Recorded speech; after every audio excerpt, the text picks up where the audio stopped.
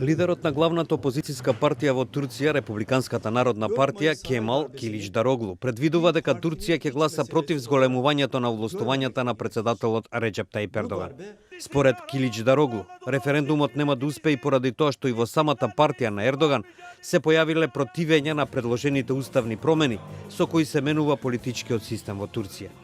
Една личност ки има многу моќ и влијание и тоа ќе представува опасност за иднината на Турција, вели Киличдароглу додавајки. Ние сакаме на нашите деца да им ја оставиме Турција со развиена демократија, независно судство и слободни медиуми.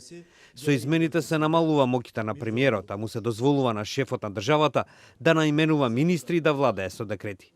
Тој ќе има контрола врз судството, како и врз извршната и законодавната власт, со што, според критичарите, вклучувајќи и многу западни влади, се брише демократијата во земјата. Председателот Ердоган вели дека промените се неопходни за да биде зачувана стабилноста на земјата и оти Турција ќе биде со политички систем, како што го имаат Соединетите држави и Франција. Турските провладини весници објавуваат анкети кои покажуваат дека референдумот ќе успе, додека опозицијските весници објавуваат анкети со спротивен резултат. Како и да е, ефектите од кампањата се проширија и во Европа. Турција и Холандија влегоа во војна на зборови откако холандските власти не им дозволија на турски министри да зборуваат за референдумот во Ротердам. Полицијата интервенираше за растурање на протестите, до кои дојде пред турскиот конзулат во градот.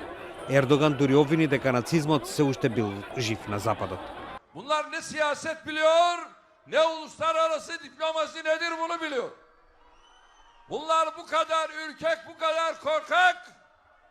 Bunlar Nazi kalıntısı, bunlar faşist. Bunu böyle biliniz.